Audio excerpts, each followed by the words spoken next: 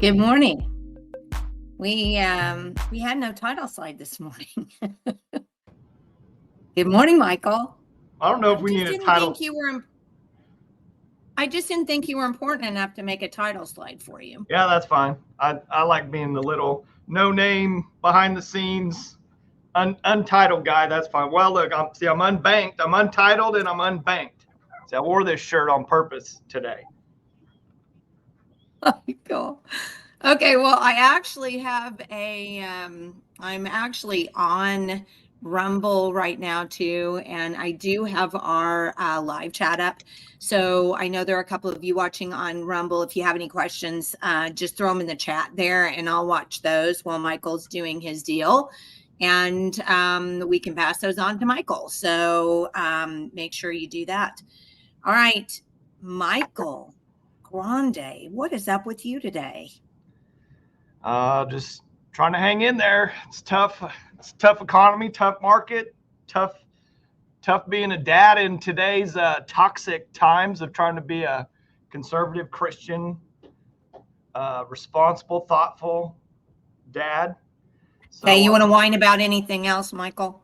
Anything else? Well, my son just got laid off yesterday. So really, yeah, it's gonna be tough. We've got some tough times coming. Yeah. Well, tell us what you're going to talk about today, because I'm dying to know. Frankly, I've got my notepad out over here. I'm fixing to take notes. Well, we're going to talk about money and kind of what we think money is, its purpose, kind of where, how we got into this current situation. Because the buzzwords right now are inflation and the money supply and, all this stuff. So we're going to kind of break down where we've been, kind of the history of banking and central banks and kind of that controlling power and interest, and why it's in place now, and just the whole kind of, I want to do kind of a history into kind of the present and what these numbers mean, like our actual debt, our unfunded liabilities, things like that are actually that we deal with on a daily basis, so people kind of actually see what so they can maybe make sense of what is actually happening. But behind the scenes, wait, so we're going to talk about fun stuff today, right? We're going to just talk about like fun stuff. Well, it's fun to me because I like money, I like finance, I like the history, and couple caveats. Because anytime you talk about this subject, and because we're going to talk about some investment stuff towards the end, so you have to say, I'm not your investment advisor. This is for informational purposes only. I'm not telling you what to do, what to invest, how, any of that. I'll tell you what I do personally, but you have to make your own decisions. You have to do your own research, all that stuff. And then second, even though we're going to be talking about the banking system from the history into now, I'm not bashing bankers. There are some bankers we need to bash, but for the most part, I'm not bashing bankers. I'm not bashing local banks. They're vital to our economy, to our all of our business, to all the transactions. We have to have banks, but the way that we do our banking is very one-sided, and people really have no idea as to what the value of our money is, how it's derived, how it's chopped Yeah. up, and we're going to talk about all that. Yeah. And I'll admit, I mean, because you and I have talked about this on numerous occasions, it wasn't until I read the book that you suggested that I Yeah. read, which was called The Killing of Uncle Sam, and I have that book in here. That's one of I've got 2 books and a documentary to watch. And I mean, there's so much information out there, but these 2 books and this documentary will give you kind of just a baseline of how bad the past has really created our present as far as all this money and everything goes. Well, but here's the bottom line, isn't it? I mean, it's the whole you can lead a horse to water thing. I mean, you can, yeah, I mean, you've done some great work here. I can see what you've got going before everybody else. You've done some great work here. But if people aren't interested in believing it, because I think that's the other problem we have, and let's just talk about that briefly before you start. Too big to fail syndrome. Yeah. Yeah. So That's where we're at. That's where we've been. That's where we've always been. I'm going to show you that all the way back to 1933. and I think that's what everybody has got to keep in the forefront of their mind before we start this video. The United States isn't too big to fail. It's not like it has all of these systems that are fail-safe systems stacked on fail-safe systems. It doesn't work that way. So when you hear what Michael has to say, don't poo-poo it. Don't think to yourself, well, this is a conspiracy theory. I've heard this before. This is just crazy. Even if you don't want to believe what he has to say, open your mind to the possibility that what he's saying is in fact true. So I'm just going to begin the video with that because I think you and I both, we talk to so many people and we start talking about this kind of stuff, or even education, where education, the history came from and why it's run by a bunch of Marxists, and people roll their eyes and go, it's not right.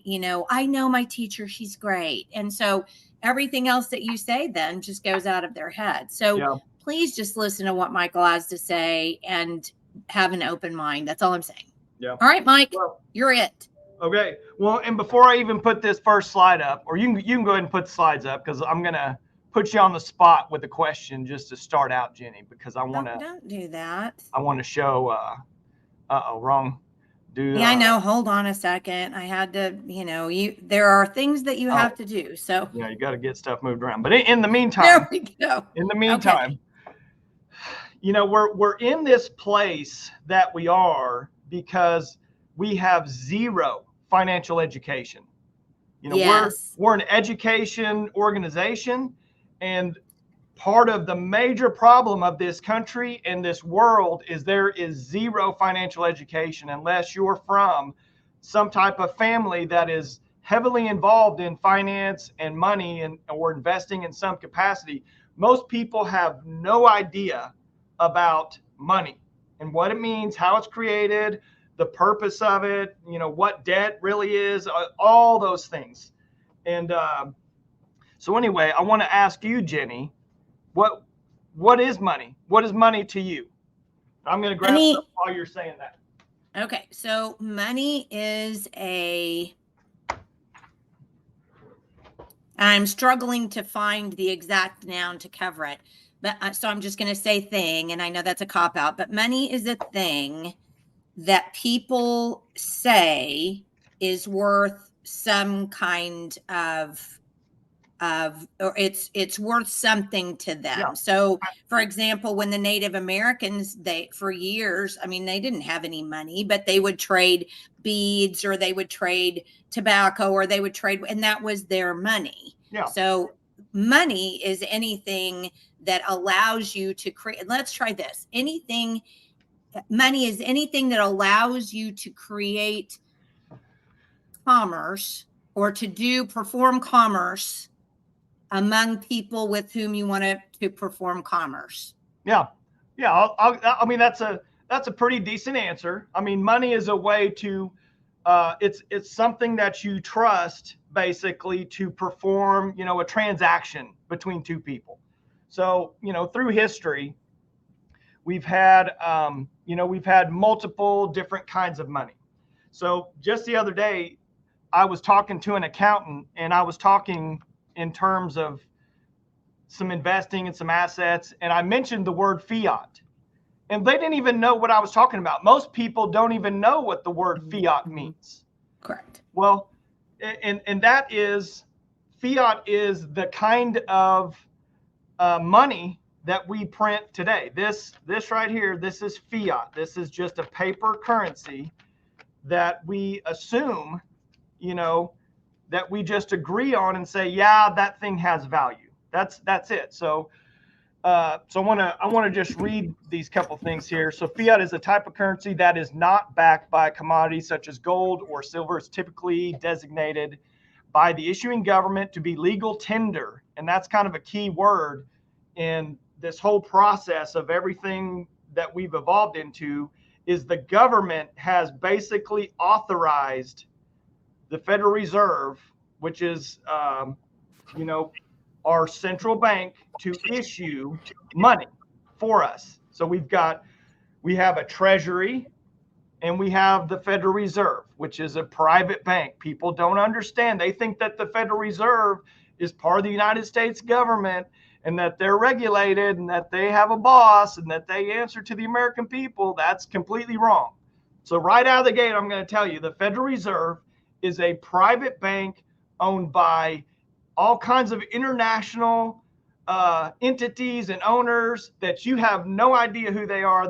They've never been audited. If you go back to the days of Ron Paul and some of these past politicians that have been vehemently opposed to the Federal Reserve, which we're going to go into the Federal Reserve kind of deeply, but the root of all our problems today goes back to the Federal Reserve and their entire Federal Reserve banking system. But ultimately, fiat money is just what the government says they're going to use to commence, all trade. And this is what we're going to say. This is what we're going to do. This is how we're going to do it. That's called fiat money. So there's fiat, which is created basically out of thin air, has no backing. There's no commodity behind it. There's no value behind it. And the next sentence here: fiat money does not have intrinsic value and does not have any use value. Either one of those. There's absolutely no value. And we saw kind of those things run rampant with Germany and the Weimar Republic, and how one day you had money that was here, and the next day you needed 1 million of them to do the same process. And we've seen the deterioration in Argentina. Okay, Argentina is another example of they were one of the richest countries at one point, even richer than the people of the United States. And then they printed their money, into oblivion. Now they're just, dirt poor. Fiat money is an alternative to commodity money, which is a currency that has intrinsic value because of it. It contains a precious metal such as gold or silver that's embedded in the coin. Fiat also differs from representative money, which is money that has intrinsic value because it's backed by something that can be converted into a precious metal or another commodity. So in the past, in fiat money can kind of look like some of these things, because you can have a paper certificate that actually shows that it's redeemable by gold or silver or some commodity. Or, like, for example, in the past, some of these tribes, they may have seashells that represent their money in one way or another, and they can trade for certain things with seashells. There's things that matter, that have value to them or use, and then there's things like our dollar bill today, which is a Federal Reserve note. And I should have right here. This doesn't say United States Treasury. This does not say that this is American money redeemable for gold or silver or any commodity, or is backed by anything other than this is a Federal Reserve note. So this is a note. This is a piece of paper that says we owe someone else this. So it's just like if Jenny, if you borrowed money from me and I had a piece of paper, this piece of paper right here, this says, hey, Jenny owes me $100. That's exactly the same as this right here. This is me just saying, hey, I'll go take this to the store and I'll go buy some groceries, and I'll give this to you, and Jenny owes this money. Jenny owes this. So you collect from her.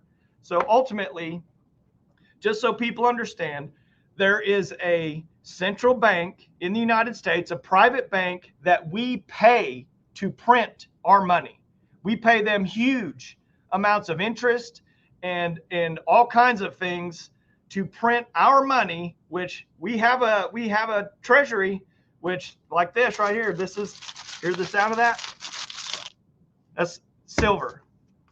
Okay. I've got gold bars. This is money. This is real money right here. I've got silver bars. I've got this is a silver eagle. This is American money printed by the mint. This is a true American money. And the analogy that I'm going to give later, and I've got these Liberty $20, which are worth $2,000 or so now. That is real money. So things like commodities, things like oil and gas and crops, land, minerals, those are commodities, soybeans, those things have value, and those things need to be backing our money. But we'll start going into this. Well, and they have value because other people want them. Yes. You know, and I think that's the thing that people don't really understand, because I mean, even at some point, people could look at gold and say, you know, I'm just not even interested in that. It doesn't serve that many processes. I don't really need it that much. You know, I'm not really interested in that anymore. And then literally you could have a safe full of gold, but if nobody wants to take it from you in exchange for what you really want to have, you're out of luck. Yeah. So, you know, yeah. Yeah. So that's where fiat comes in. And that's where basically the government has decreed that we're going to use the dollar. You know, when in the past, when the dollar was actually created, it was created to represent a certain amount of gold or silver, because it was 100% gold backed. You could take a dollar into any bank and exchange it for gold or silver at the time, you know, when all that was done away with, which we'll talk about that. So anyway, just to compound again, fiat money has no intrinsic value. Earlier in U.S. history, the country's currency was backed by gold and in some cases silver. The federal government stopped allowing citizens to exchange currency for government gold with the passage of the Emergency Banking Act in 1933. And that's when they confiscated, you know, all the people's gold, paid them one price, turned right around and repriced it at a higher price for themselves. You want to talk about corruption? I mean, how about that? And then the gold standard. So we kind of stayed on a gold standard. It was kind of a hybrid system where our dollar did kind of have some backing of gold, but you couldn't go and just exchange it one for one like you could. So it still was pegged to gold. And then that gold standard completely ended in 1971. With President Nixon. Where we stopped issuing gold to foreign governments in exchange for U.S. currency. And there was when that all happened, because I didn't really put that in here, but that all happened because these other countries were catching wind about how bad inflation was, the value of the dollar is going down, which we're going to talk about that, and it's going to go into that. But they wanted their gold. So they started cashing in their paper notes, their Federal Reserve, their paper notes, or their 10 years or whatever from the Treasury. They started cashing them in for gold, and the government didn't like that. They didn't want to give up all that gold. We're going to talk about that when we get into wars and funding, all this stuff later on also. So just a little quick thing. We've had a couple presidents in the past actually print money from our Treasury, not from a central bank. And that was President Lincoln did that with the greenbacks, and President Kennedy actually did that with silver certificates. And not that this is any way related, but both those presidents were assassinated. That is weird, though. Well, and I'll show you some other stuff. Wow. So just kind of going back in history, this is a quote from Benjamin Franklin talking about the idea of having a central bank. He says, he's asked about, not having one. He said, it's simple. In the colonies, we issue our own money. It's called colonial scrip. We issue it in proper proportion to the demands of trade and industry to make the products pass easily from the producers to the consumers, in this manner creating ourselves our own paper. We control its purchasing power, and we have no interest to pay. So there So let again, me back up. Here's what I think to be the central sentence here. We issue it in proper proportion to the demands of trade in industry. yeah, So that's not what we have now, because we have an overinflated money supply because people keep printing the dollars. yeah, yeah. So right there, start of this country, you've got Benjamin Franklin saying, we don't want to pay someone else for our Right. money. You can do a deep dive back through history about all these other countries trying to finance all their projects, and they didn't have enough gold or silver to pay their soldiers or build this or do that. So they had to go out, and try to create things out of nothing, and everything ultimately fails. And that's another thing. Fiat money always fails. At some point it fails, and we're kind of at that great reset and all that stuff. They're trying to bring in a whole, because we're at that failure point, one way or another. One of my favorite presidents of all time, Andrew Jackson. He was the 7th president, vetoed Congress reauthorization of the second bank of the United States. This bank dissolved in liquidation and became the state bank, or they dissolved the second bank and just allocated all their assets out among all the states and let the states run their own banking system. And we're going to talk about the history with Andrew Jackson, and there was another president who was assassinated. Oh, true. Wow. James Garfield. I have another little piece with James Garfield, but this quote is even better here. Whoever controls the volume of money in our country is absolute master of all industry and commerce. When you realize that the entire system is very easily controlled one way or another by a few powerful men at the top, you will not have to be told how periods of inflation and depression originate. That was Garfield back in 1881. So this nothing that we're talking about is new. This has always been a problem, and it was a continuation of a problem from the crown in England. That's part of the reason why people came here, because of that mass taxation, the mass control that you get when you control money. I mean, I could literally do an hour presentation just on quotes from all the people throughout history talking just like this. So we've got James Polk, 11th president. He was a staunch supporter of Andrew Jackson, considered lieutenant of the bank war. So at the end of Jackson's term, when he dissolved that second bank of the United States, or central bank, that was called the bank war, the Great Bank War, and there's a lot of bad players in that, but Jackson was right there behind. Polk was right there behind Jackson. You've got Grover Cleveland, 22nd president and 24th. He was one of the greatest advocates of gold, and fought hard against central banks. And this was, what they wanted to issue there, a gold-backed dollar. So here's just Abraham Lincoln's with his greenbacks. And kind of key here, these greenbacks were not linked to a central bank. These were printed from our treasury, which I would think we're America. We should be able to print our own money. We should be able to control our own money supply and the value of our money. But that's, then you lose power, because the power is actually not if somebody doesn't want you to. Yeah. So anyway, we're going to just kind of briefly go back through the central banking history. So in the beginning, the national bank was first created by George Washington and Alexander Hamilton in 1791 to serve as a central repository for federal funds.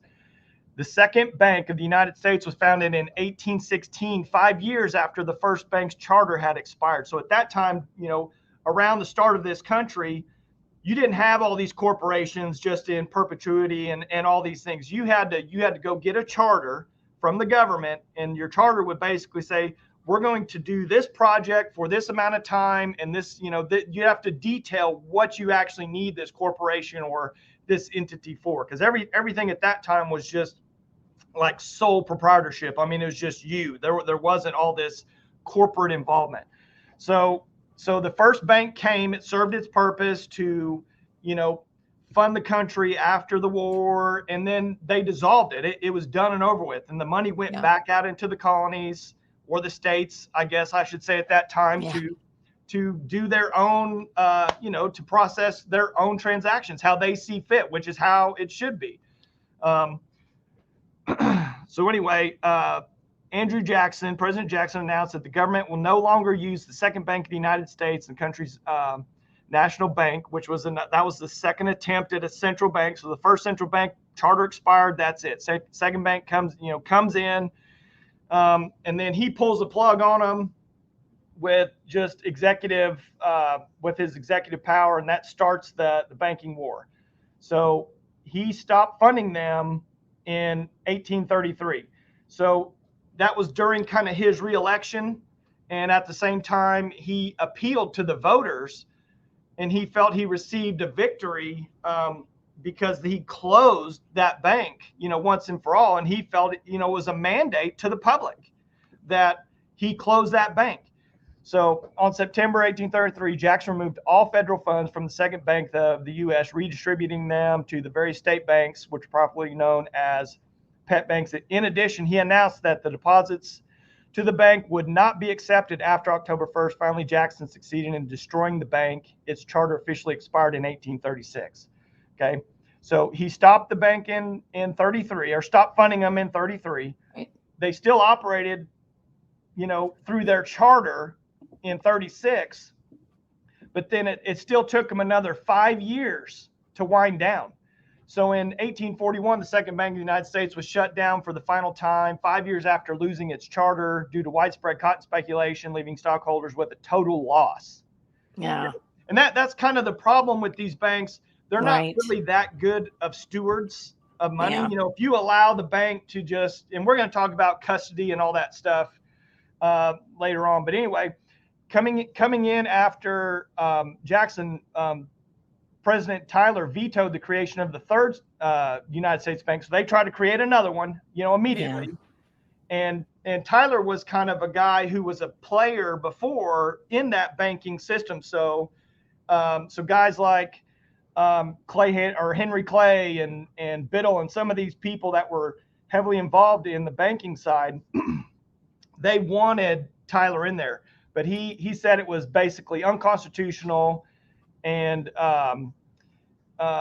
he didn't want to give the bank any kind of privileges over just the central bank, any kind of privileges over controlling the American people. So this led to a veto outside, and I put this in here for a reason. So this veto led to rioting outside the White House by fellow Whig Party members, and that riot led to the formation of the D.C. police force on September 11th. On September 11th, 1841. Most of Tyler's cabinet resigned in protest, and he vetoed the creation of the third bank of the United States in a move by Henry Clay, who forced Tyler's resign. So Clay was a bad guy. He was part of the banking cabal at the time. You can look him up. So anyway, we operated that entire time. Just really quickly. So anybody remember what the Whig Party was? Those weren't Democrats. They were early Republicans. Mm-hmm. So I just thought I'd bring that. Yeah. let's remember that. Yeah. Well, they were pretty radical. There's no doubt about that. So anyway, we went, and I want people to really think about this and realize this. We went without a central bank in this country, basically from 1833 until 1913, until the Federal Reserve came in, and the Federal Reserve, we're going to talk about that. But we went a long time, and there was a lot of ingenuity. There was a lot of things that happened in this country without the need for that central bank. We even went through the Civil War. We went through everything you could almost go through at that point without a central bank system, and we made it. We made it up until 1913. Mm-hmm. So anyway, now we get to the modern era. Okay, so we're in the Federal Reserve is here. It was created. I'll just kind of basically talk about this again. The Federal Reserve is a private bank owned by a whole consortium of international people. This just isn't an American entity responsible to the American public. And you know what I should have done? I should have went and got a clip. There's a clip of Alan Greenspan when he was in some type of congressional hearing or something, and they were asking him questions, and he literally said, "I don't work for you.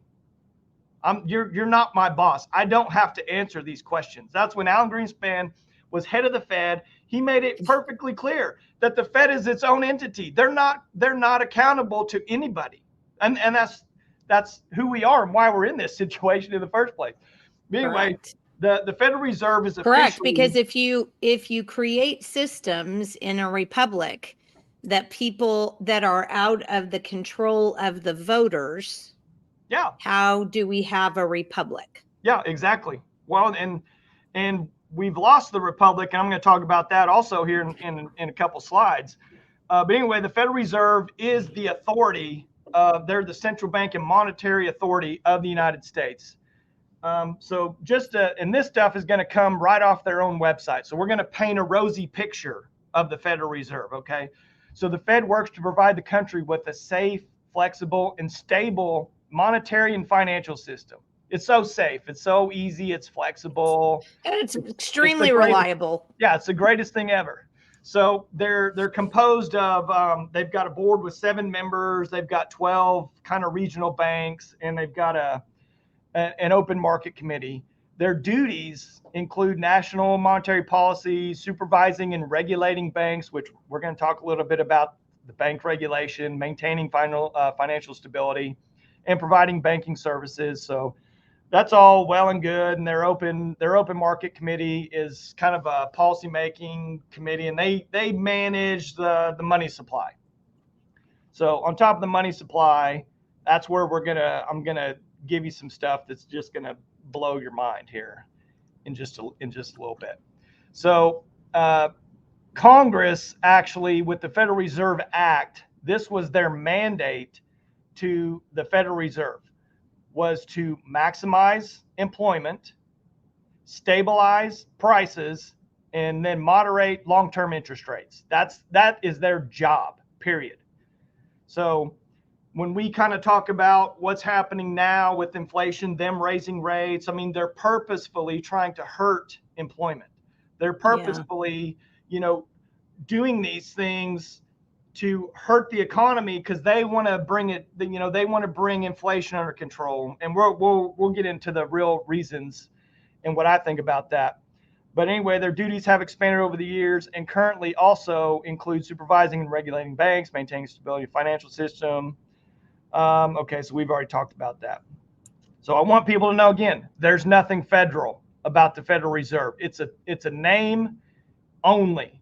This is a private bank that is not accountable to the United States people or the United States government. It's a private bank that we pay them to print money for us. That's it. They're supposed to do all these great things.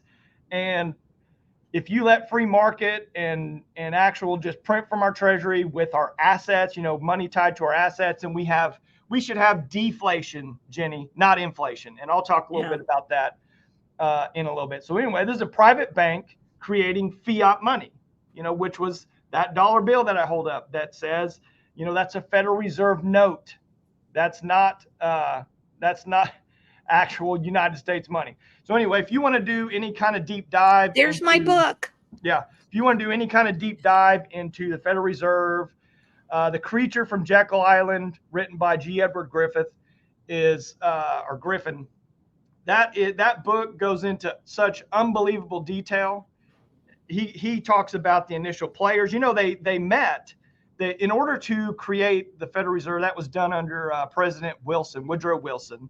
They met secretly on Jekyll Island on Christmas vacation break, no less, with the people that they actually needed to meet with in order to create the amendment or whatever it was that they created to get the central bank put back into place. And I mean, that's where these names like Rothschild, the Rockefellers, Carnegie, Warburg. I mean, all these, huge global power players at that time. They were all here. They were all a part of this, and this was just basically a way to take control of this country, its people, in a matter of time.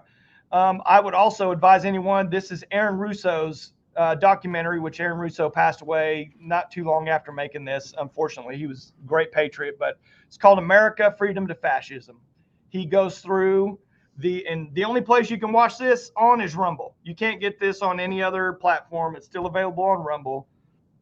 I sent this to my son about 6-7 months ago. I said, you need to watch this so you can start understanding about money, about the IRS, about the economy, about how all this stuff is entangled. So we don't have time to go into any, I mean, we could talk about that stuff for hours, literally. So anyway, let's go back in time. So we've got the Federal Reserve created 1913, total, and when G. Edward Griffin names it the creature from Jack, I mean, that's what it is. It is just a creature. Yeah. It is so un-American and unconstitutional in every way. So anyway, the Emergency Banking Act came about in 1933. So this is after the Great Depression, when we got into that situation because of the speculation in the banks in the first place. And, you know, you could go into all of the conspiracy theory, you know, surrounding all of that. But that was a derived incident that was created, you know, and it created a run on banks and some bankers, you know. You look at the people that came out of that, who absorbed all their competition and things. I mean, it was contrived, you know, ultimately. So you've got. Well, I think it's funny. So Trafficant read this, read this into the congressional record. Good for him. This is a very small piece. Everyone needs to go and read his full speech that he read in on that day, which is phenomenal. I'd put that speech up with any speech that's been said in those halls. I mean, it is so good. But what people don't realize is the United States filed for bankruptcy. They filed for bankruptcy back in 1933. This country went bankrupt, and the receivers of this country turned, which I don't know if I don't know if I put that in the quote. But anyway, we turned over power from the people into basic corporate receivership, and we've been there ever since. So anyway, this is on the heels of the Emergency Banking Act, and I'm just going to read what Senator Trafficant said here. Mr. Speaker, we are here now in Chapter 11. Now this is 1993, so he's reading this. You mean 1933? Well, no, he's reading it. Okay. He's reading this about the state of our country for the last 60 years. So he's saying, you know, now we're here in Chapter 11. Members of Congress are official trustees presiding over the greatest reorganization of any bankrupt entity in the world, the U.S. government. We are setting forth, hopefully, a blueprint for our future. There are some who say it is a coroner's report that will lead to our demise. The receivers of the United States bankruptcy are the international bankers via the United Nations, the World Bank, the International Monetary Fund. All United States offices, officials, and departments are now operating in a de facto status in name only under the emergency war powers. There we go. There's another crisis that's created the loss of our liberty, the loss of our freedom, the loss of our sovereignty, the loss of our republic. So anyway, with the constitutional Republican form of government now dissolved, the receivers of the bankruptcy have adopted a new form of government for the United States. This new form of government is known as a democracy, being an established socialist, communist order under new governor of America. This was instituted and established by transferring and or placing the office of Secretary Treasurer of the government on the International Monetary Fund. So that's just part of his speech, but he nails it to the wall like nobody's business. That's where this whole democracy basically comes from, because now you have a rule, you know, by the majority of these people that control, you know, our lives, our world through these international banks. So anyway, something else that came out of the Emergency Banking Act was FDIC. Okay, so everybody was pulling their money from the banks. These big bankers, they couldn't take it. They couldn't take that people wanted to have and custody and control their own money. Because let me tell you something, when you put money in a bank, it's no longer your money. Yeah. You know, they're not even that obligated to give it back to you. And I'll tell you what, you go put a whole bunch of money in the bank, which I'm going to separate our part of the country here from the rest of the part of the country, because our banks are very solvent. Our banks have money. Our banks have low, debt to loan ratios. Our banks are very conservative. So I'm not talking about Oklahoma banks and bankers here, but you go try to take a whole bunch of money out of one of these big time banks. You got to jump through hoops. They don't want to give you money. It may take, weeks or months, or depending on how long. I mean, they do not want to give you the cash. So anyway, the FDIC was created as a ploy, basically, out of the Emergency Banking Act to say, hey, if you leave your money in here, we will give you insurance protection up to $250,000 is what it is at this day. Now, the reason why I bring up the FDIC here is, if you go look at them right now, they have $128 billion in reserves. Well, that sounds like a lot of money, okay?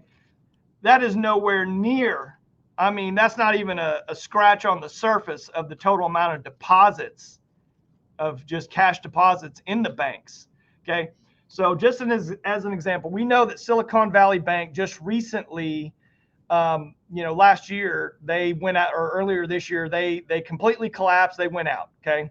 That was one of the big banks that went out earlier this year.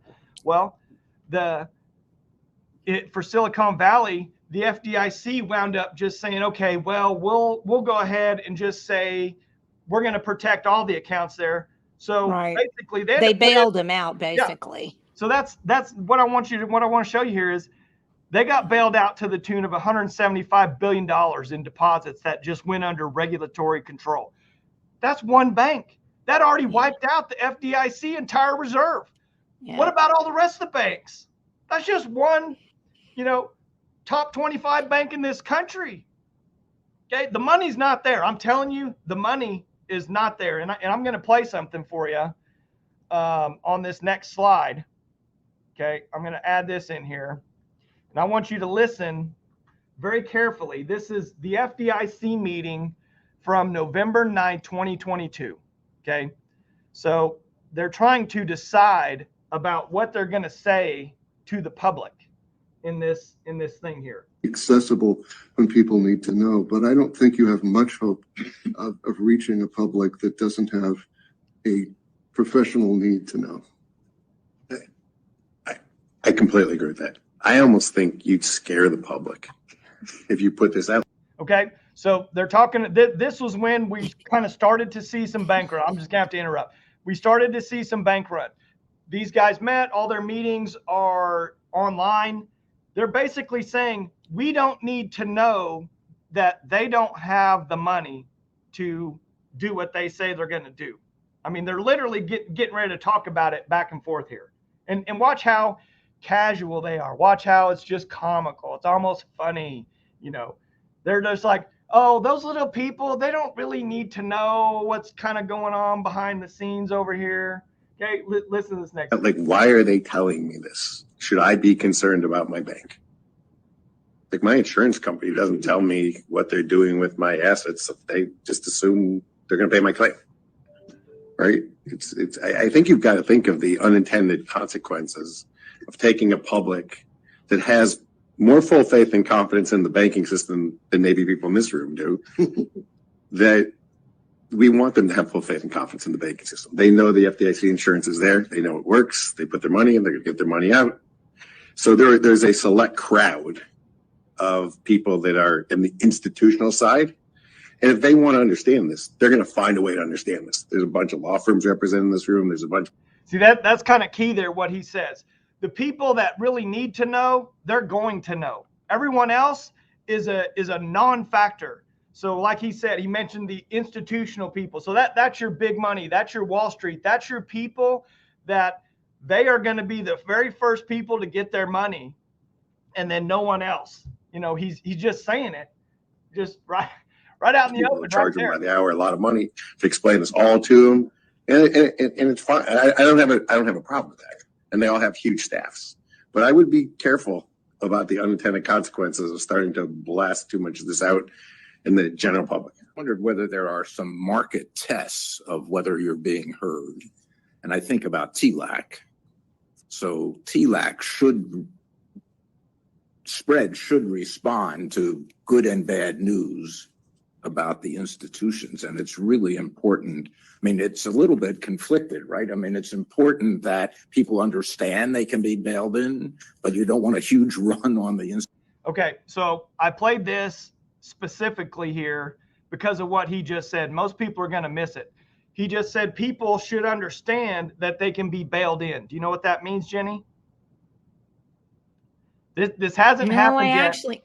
I get bailed out. Yeah, this hasn't happened yet in this country, but this has happened all over the world in multiple countries, multiple times. A bail-in, okay, remember, when you put your money in the bank, it's not your money anymore, okay? Right. It's their money, and they owe it back to you, you know, in theory, but it's their money. A bail-in means when you put your money in that bank, they can take it. They're bailing in. They can bail themselves out of their own debt by taking your money. It's basically like they did in Cyprus. Yeah. So like they did in Cyprus about 6 years ago, where they just went, hey, you've got money. We're just going to confiscate it all because the government's going under. And so they just took, like that. Yeah. So anyway, great. We don't have to keep playing this. I just wanted to play that part there because, and they continue to talk about that, you know, should we tell the people? Because if the people know that there's any possibility to a bail-in whatsoever, you're going to leave your money in the bank? No, not a single. Everyone's going to go to the bank right now and say, I want my cash now. Yeah. And they cannot let that happen because they don't have the cash. The cash is not in circulation to cover all the deposits, and we'll talk about that too. Anyway, let's go back. Let's go back in here. So I'm only showing some stuff from JP. I'm not against JP Morgan Bank. You know, they're America's super bank. They're a world, you know, huge player in the world. I've got from the very beginning. Yeah, well, they're one of the in 1913. You know, magically they've survived all this stuff. Magically. So, but I'm not going to pick on them necessarily and say that they're just bad and terrible. They have some issues that they've had in the past, but I want to just show people. So if we look at JP Morgan, you've got 53 billion. This is right off their balance sheet that I pulled this morning. Okay, so they've got about $53 billion in just cash deposits in their banks. Okay, just across all their banks, they've got $53 billion. In assets, okay, they've got total assets of $3.6 trillion. So they're a huge bank. And just to kind of put the trillion, you know, millions, billions, trillions in perspective, I think it's something like if you had 1 million seconds, that would be like 11 days. Okay, 1 million seconds is like 11 days. 1 billion seconds would be like 30 years. Okay, something like that, 30 years. So a trillion is like 30,000 years. That's, you know, if you just took seconds and then converted them to, you know, into billion, trillion, that's the kind of scope we're talking about. So JP's got $3.6 trillion in assets, which that's a ton. So what I want to show you here, and this is kind of the underlying issue that people don't understand. So every quarter, the Office of the Comptroller of Currency, so we've got multiple markets in the United States. Okay, so most people think when you hear the word market, you think stock market. Okay, so the stock market is worth about 30 billion or trillion, whatever. I'll have to look up the numbers. Anyway, the comptroller here looks at all the banks, you know, and going back, the Federal Reserve is a regulating body. They want to look at all the banks, see, you know, make sure they're staying within the parameters, you know, all their stuff. They're supposed to be doing their job. So the comptroller publishes every quarter a report on their bank trading and their derivatives. Okay. So we'll talk about derivatives here in a second. You know, derivative is a financial contract in which the value is derived from the performance of an underlying market factor, such as interest rates, currency exchanges, commodities, credit, equity prices. They can be a wide variety of different financial transactions, and all the rest of that is just kind of jargon for types of trading, so we don't really need to read that. But what I want to show you here is, So we're looking at the June. So we're looking at second quarter 2023. Now keep in mind, JP Morgan has $3.6 trillion in assets. So if you take the actual, old accounting, old economic formula, assets equal liability plus equity, so your assets should equal kind of what your exposure is. You look at this line right here. Now these numbers are in millions. Here's their total assets. Okay, $3 trillion, 3.3, I think is what that says. They've got 57, almost $58 trillion in derivatives. Okay, JP Morgan, one bank. That's more than double. One bank has more than double the entire amount of GDP in this country. So this is just exposure. Okay, this, you remember in 2008, the credit default swaps, that whole meltdown about how all those mortgage deals were completely false and fake. That, derivative is basically a paper bet on something else. So they take all these assets, they bundle them up, they sell them to someone else. And then that person bundles them up, makes a bet, says, hey, I think these assets over here are going to go up or down. And if they do, I'm going to make this amount of money. Or, so these numbers, even though they are not represented on the balance sheet, these are liabilities somewhere. So why I wanted to show this is you take the top three banks here, JP, Goldman, Citi, you got $150 trillion in derivatives just in those three banks alone. Okay.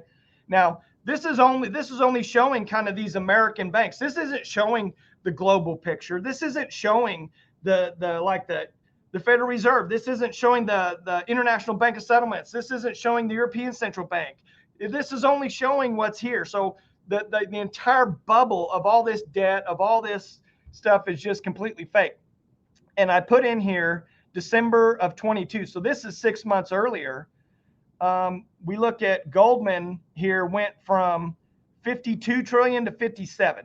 They were 52 in December. They're now 57 up in this top. So they added $5 trillion. Look at JP Morgan. They went from 49 to 57.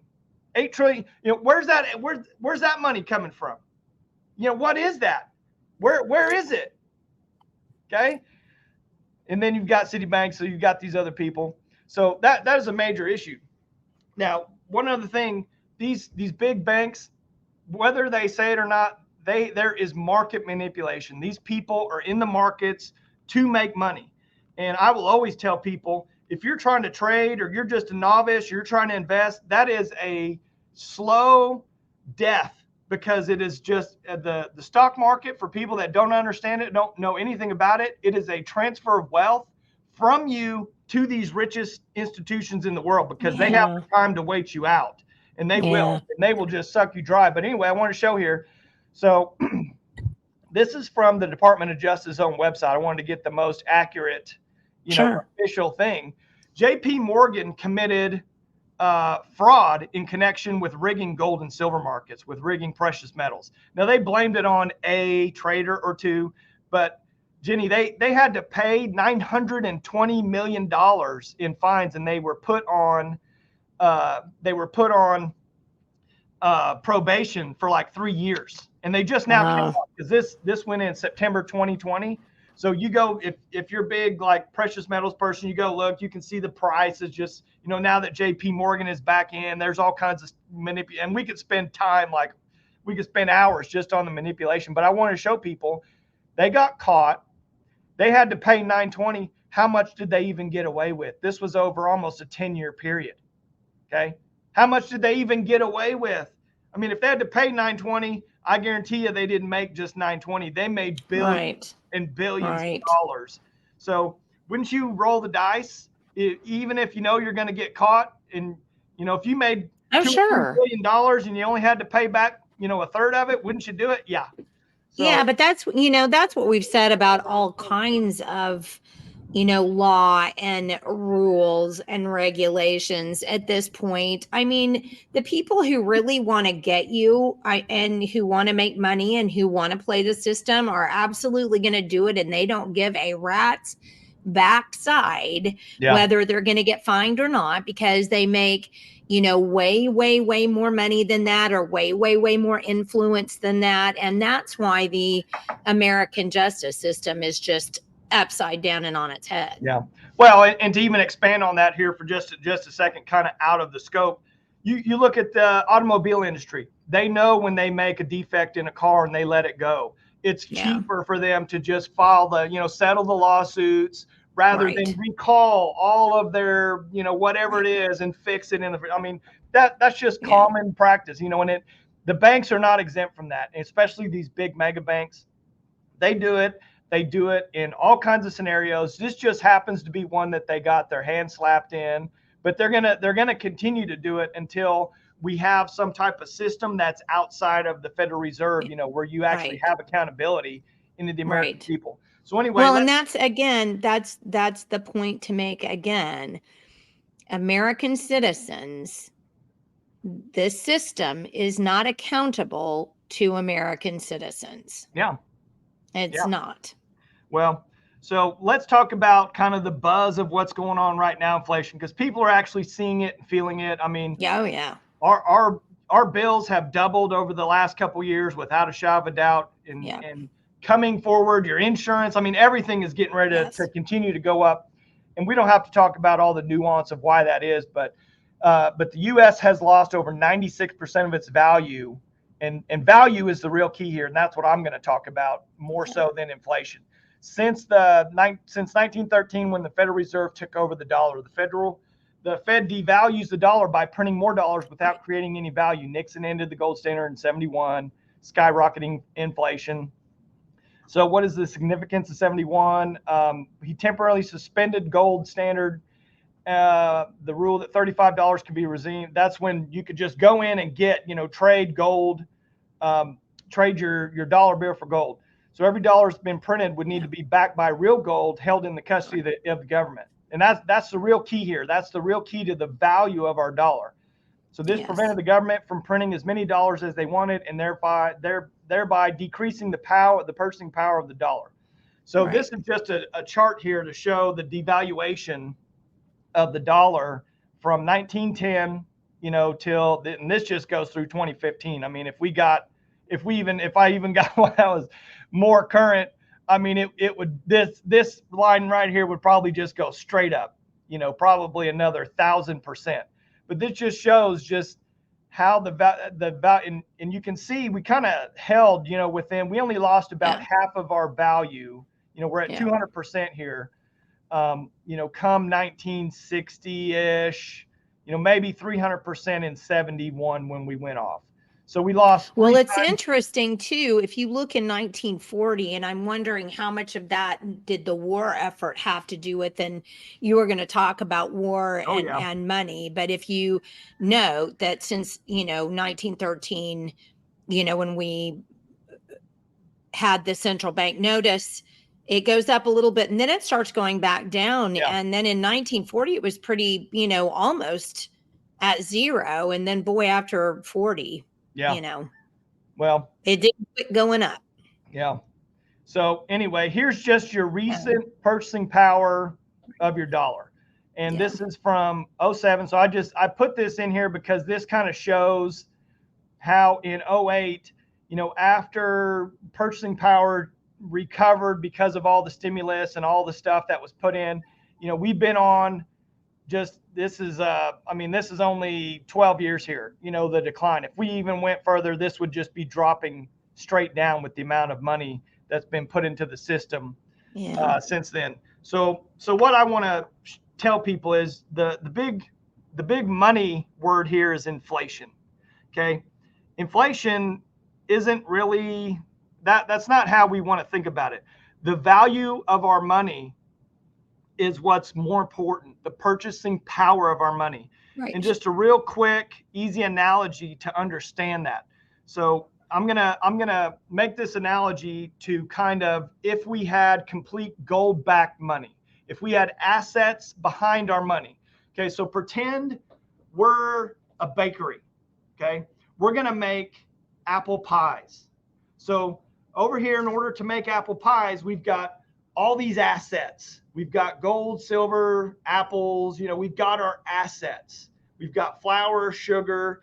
So we've got these, and we're going to come over and we're going to make, let's just say, we'll just make it easy. We'll just say we're going to make 10 pies. Okay. So we need 10 pies. We've got enough assets behind us and ingredients to make 10 pies. So we've made 10 pies. We've got our 10 pies made. They're ready to go. They're doing their job. They look good. They smell good. But we're out of assets. We don't have any more ingredients to make any more pies. And it's going to take some time to go mine more stuff, collect it, build it, grow it, whatever, to make more pies. Well, we actually need 5 more pies. Okay. Actually, let's just go 1 more pie. So we need 1. We need 11 pies, but we don't have any more stuff. Well, let's just take out of these 10 pies that we've already made, let's take a small little slice, a 1/10 of each one of these pies. Let's slice these pies up into 10 slices. We're going to take a 1/10 out of each one and make another pie. Okay. And let's say these pies are $10. Okay. So we've got 10 pies. They're $10 a piece. So we need another pie. We've taken our slice out. We've got 11 pies now. Okay.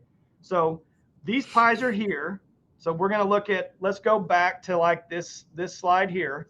So when you're looking at this number tick up, that's a slice out of the pie. You're still paying $10 for that original pie. That pie's still $10 pie. You're just not getting $10 worth of pie. Well, let's expand it out, Jenny. Okay.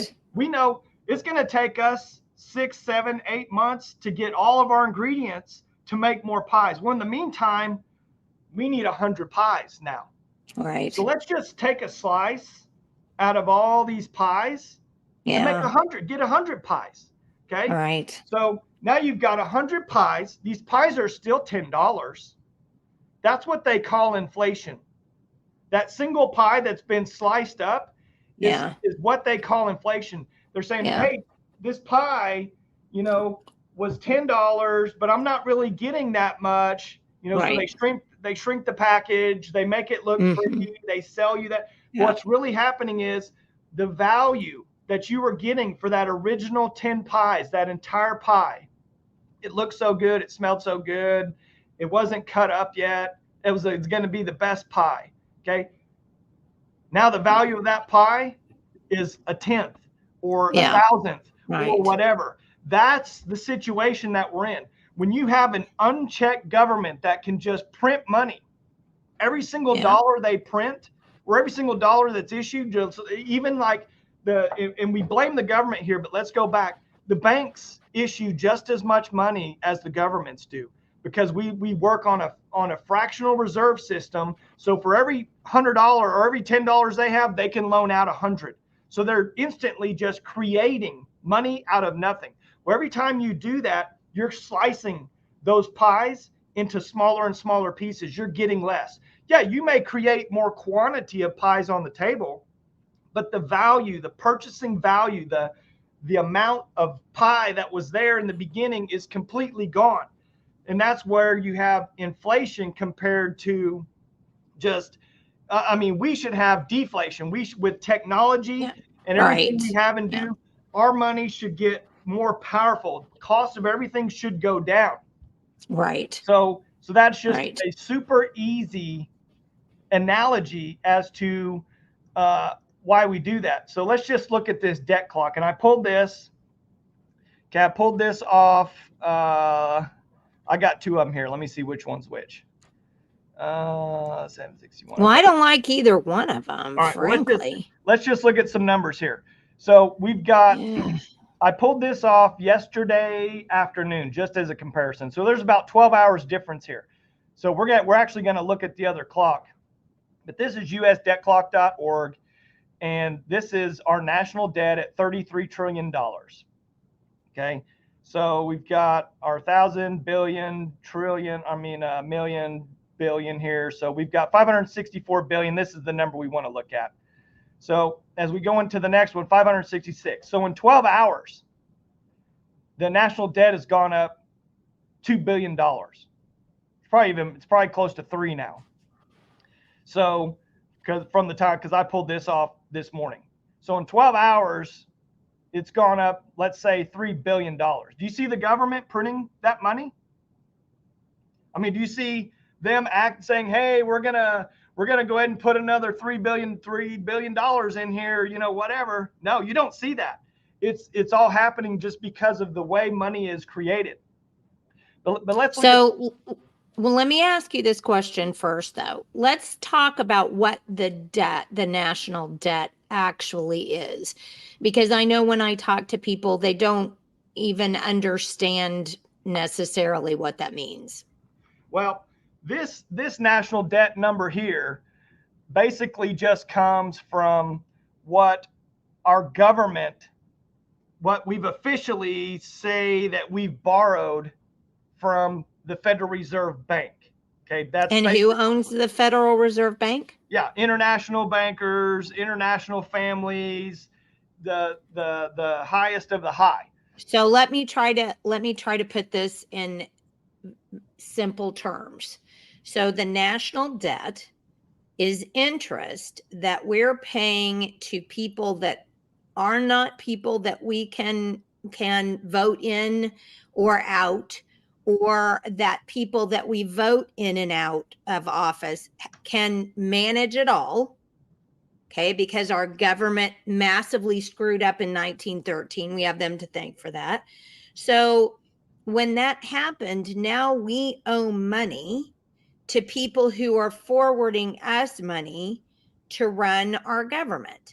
And it gets even more maddening when we're spending things on pork projects and pet projects for people that we're not running the military, we're not running international commerce, we're not doing anything like that. We've got a bunch of pork barrel projects and nonsense handouts that you and I are paying interest on for money that we don't own or can't control. Bottom line. Yeah. Well, this national debt number, okay, this is just what we've actually, and I'm trying to bring their website up so I can read these numbers more clear, because it's hard to see them. Yeah, it is. It's hard to see them on here because there's some very specific numbers that I wanted to talk about on there. And when I put my mouse on here, I'm looking over at my large monitor to see if I can even see them better.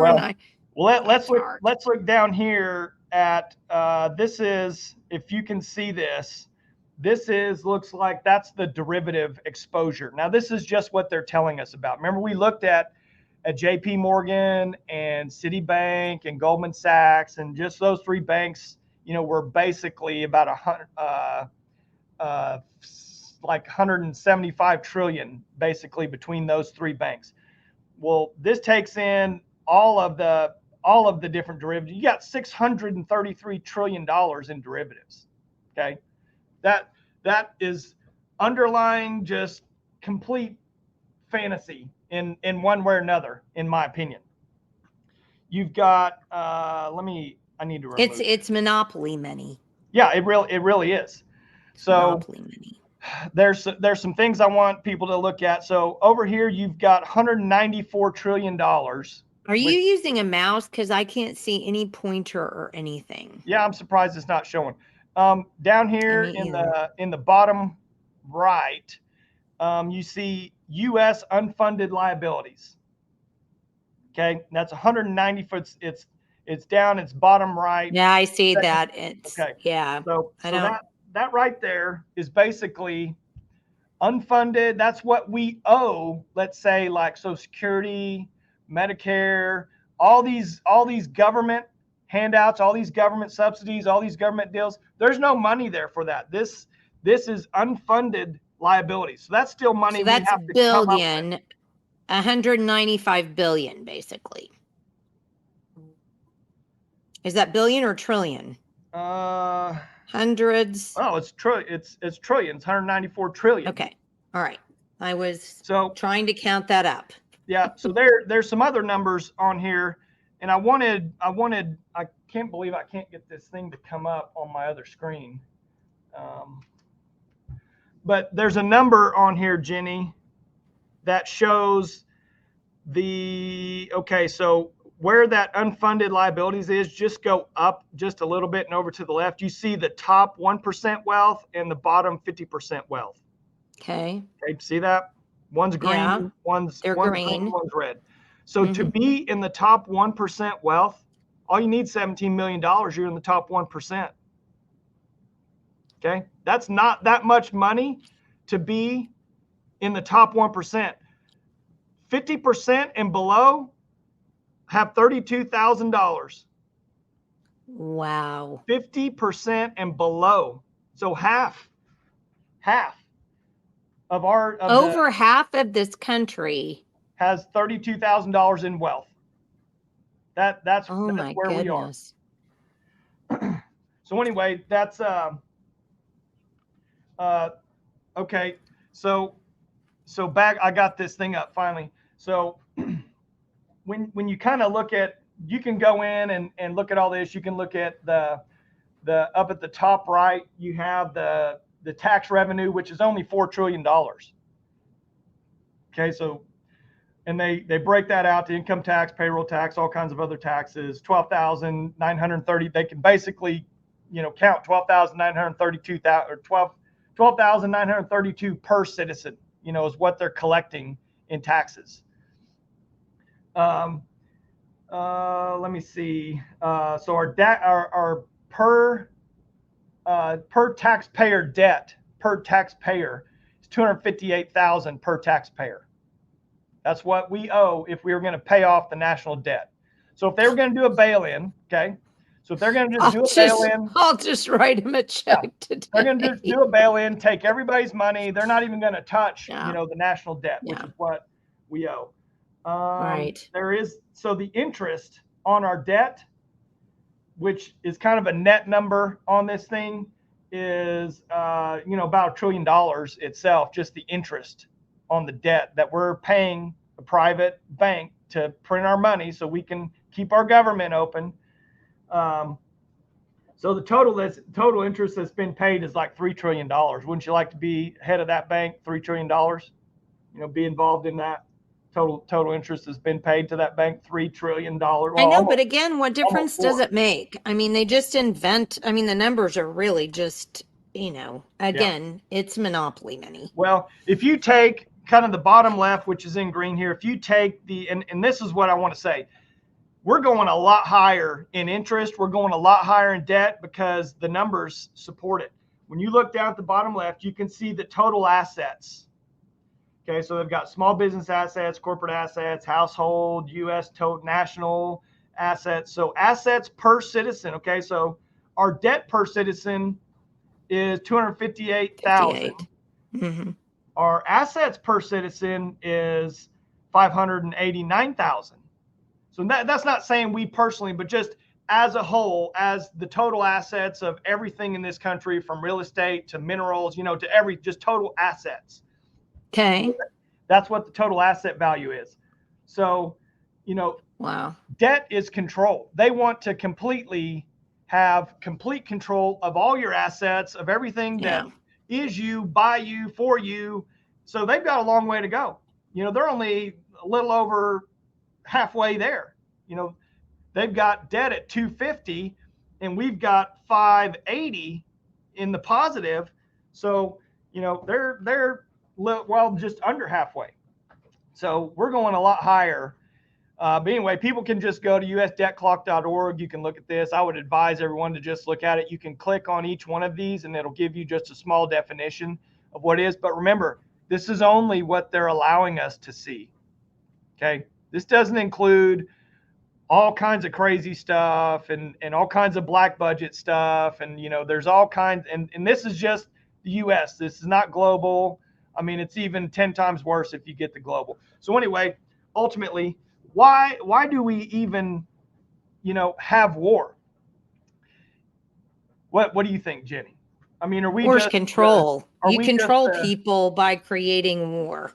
Yeah, are we just the policemen of the world? Ultimately, banking, central banking creates war.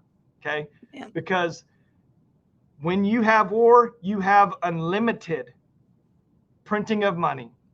When we couldn't get $5 billion to build the wall 4 years ago, but we can send $100 billion over to Ukraine.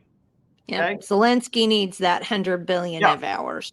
When in the past, go rewind to like World War I, time frames like that, the government had to go and bust their butt selling notes and bonds and all kinds of Right. things, Yeah. to fund, to get money from the people because they didn't have the money. They couldn't just print it the way they can Right. print it now.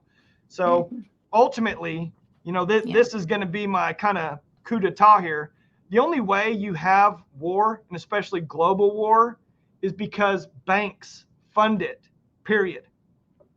No single person in this country would allow their assets to be used to send to Ukraine. You're going to send your gold and silver, your house, pledge your car, your land. You're going to pledge all that to go send it over to Ukraine for war or any of these wars.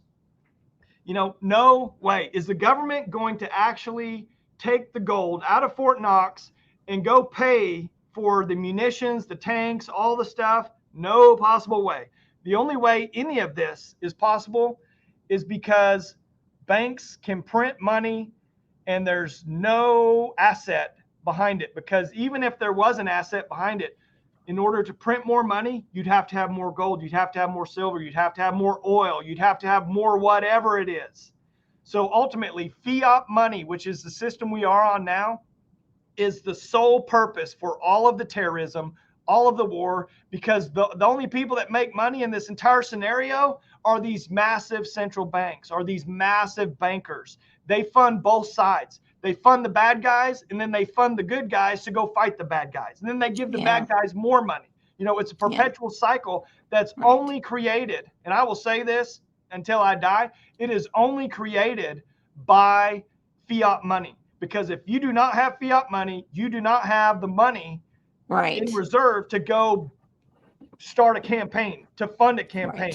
Look at how long we were in Afghanistan. You think if we had to come up with gold and silver or commodities to pay for trillions of dollars in Afghanistan over 15 years or however long it was, you think we're going to do that? No way. You'd wipe yourself out.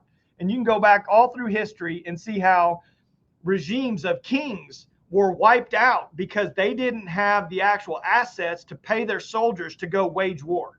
So that's how a lot of these things were overtaken. Go back through the monarchies of time.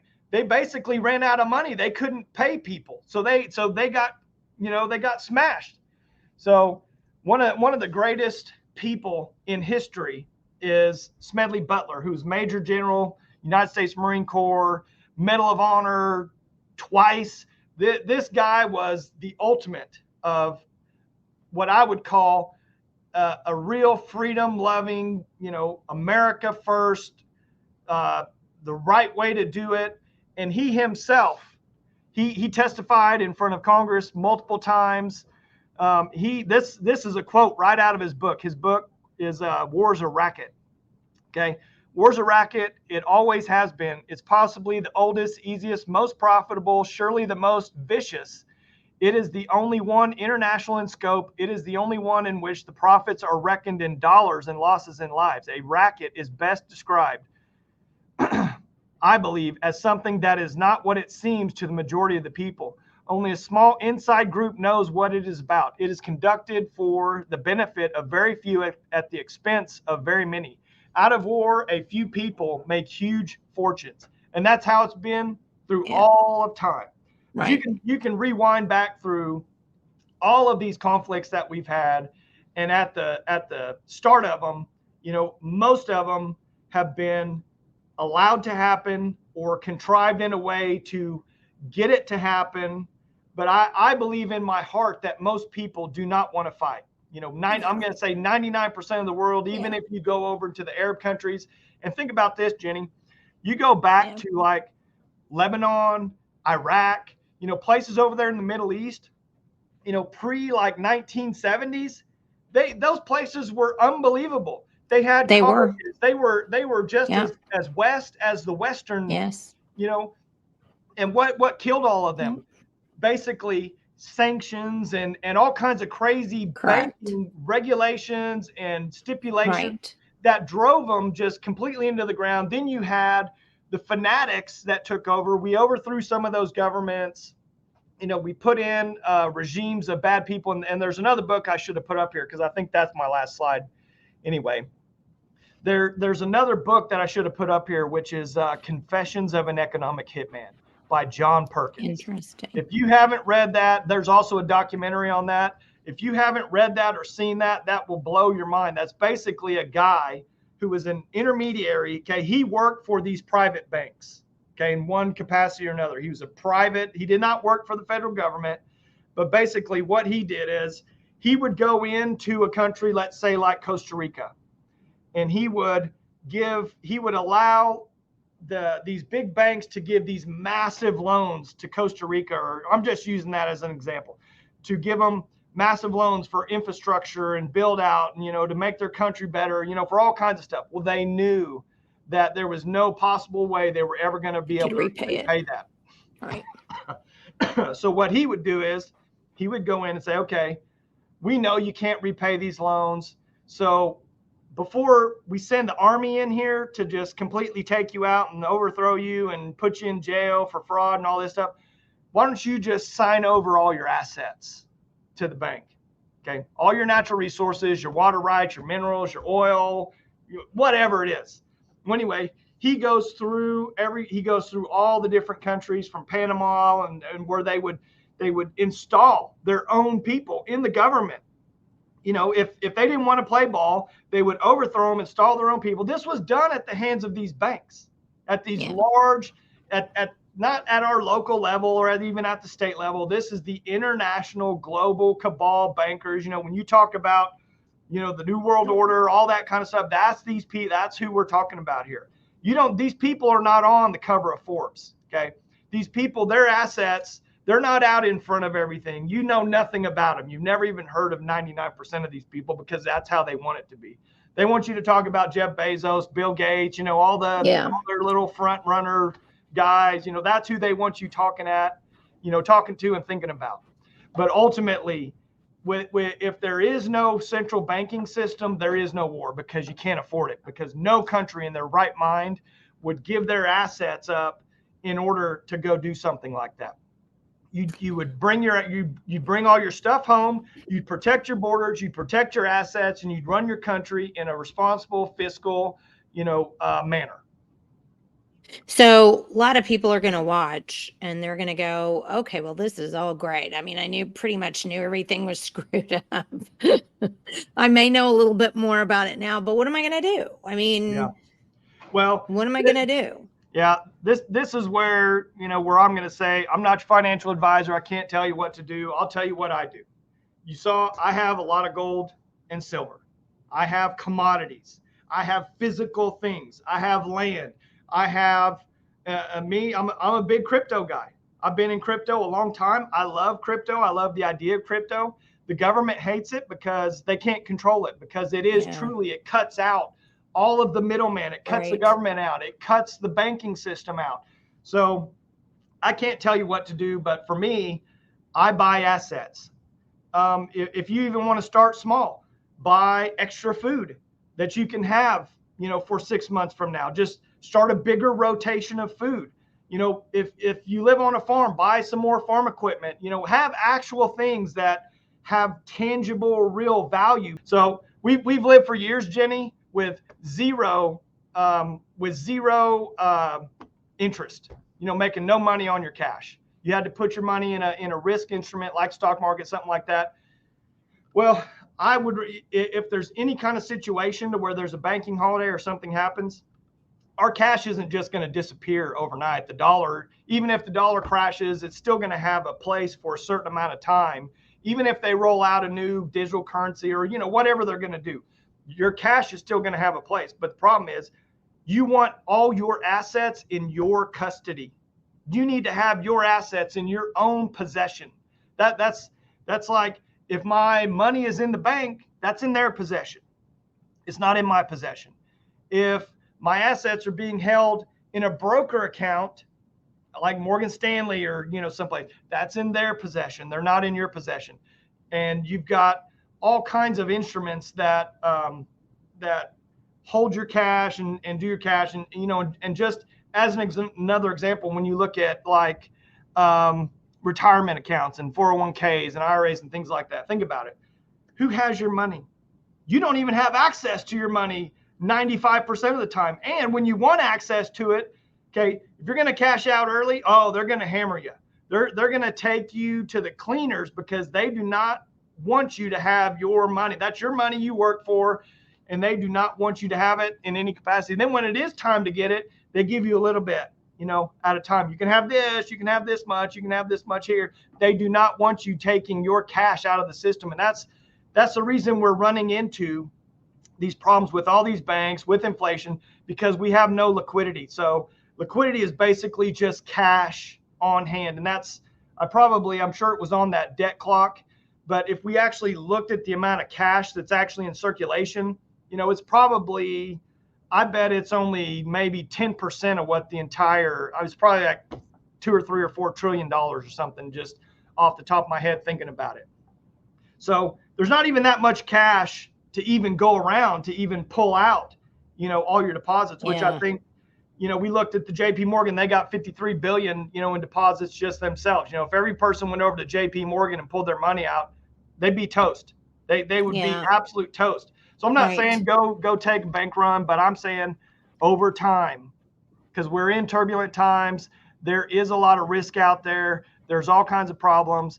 I would custody your own assets. I would have, even though gold and silver is a non-yielding asset, at one time, gold was $35 an ounce, you know, within my lifetime. Well, yeah, it's a non-yielding asset in the sense that, you know, what we normally think of like in the stock market. I have a stock and I can go out and I can see that, you know, it's made me $12 this week or something like that. So yes, but you know, the thing about assets like that is that, for example, silver is used in a number, quite a lot of industrial processes. And industrial processes aren't going to stop. They're not going to stop on a dime. And, you know, that kind of thing can earn you and it can earn you benefit in the long run because of the fact that, hey, you know, I bought this from a dealer, you know, for 25 cents an ounce, but now they want it back in the market because they need it for an industrial process. And now they want it at 15 times what I bought it for.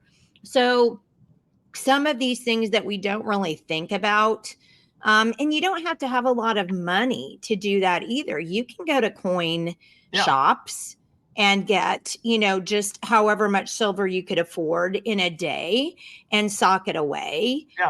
So it's not something that, and you brought up a really good point that I think, you know, I kind of like to finish on. We are our own best advocates. I mean, we say this in education, we, you know, with our children, we say this over and over again, but that doesn't mean that we're not our own best advocates in anything from healthcare to money. And when we take care of our own things, and you look at some communist, you look at a lot of communist countries that I can think of right off the top of my head. I'm going to start with Russia, for example. They have parallel Black economies. So the government does one thing, but the people are going around doing their own thing underneath that. Here, I'm going to give you cabbage for this. I have this. And they're creating their own economy. We're creating a lot of parallel economies. And I think, fortunately, frankly, in this country, healthcare, we're starting to create a parallel economy because people are sick of being told, you know, forced into a pharma solution to everything, and they want to try to have different choices. So I think the best thing that we can do, absolutely the best thing that we can do, is continue to take custody of ourselves. We are the ones that have autonomy over us, but only if we allow that to happen. And we allow that to happen by taking care of ourselves to the absolute maximum you possibly can. Let's say you live in a neighborhood. I mean, okay, you live in a neighborhood.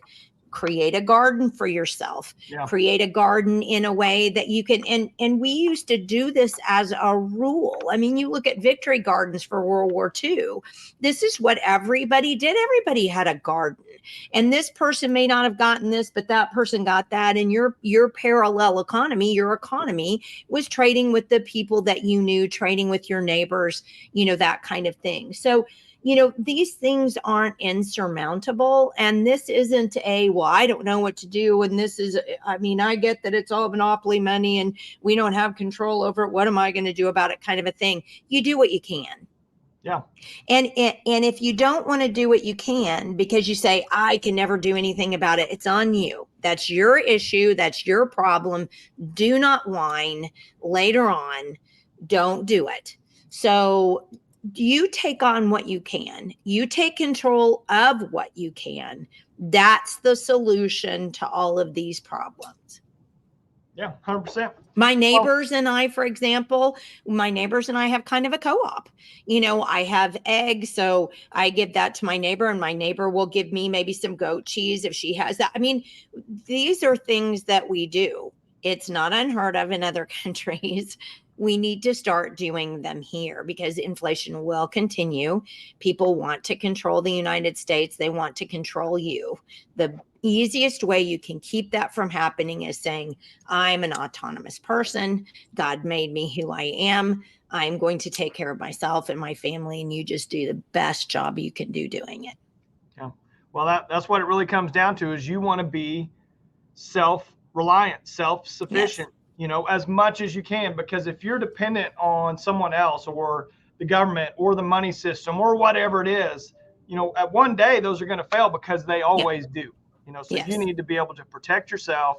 And just what I tell people is just kind of like it's a term in investing called dollar cost averaging. You just continue to add a little bit, just over time, add a little bit more groceries, buy a little bit of gold, buy a little bit of silver, buy a little bit, buy, this little a small farm tractor that you may need in the future, right now, because sooner or later this money printing is on. I mean, we didn't even get into a lot of these real market issues and what's really going to start happening because we're out of time. But I'm telling you, we're just at the precipice of this whole deal. It's not going to get any better. It's only going to get worse.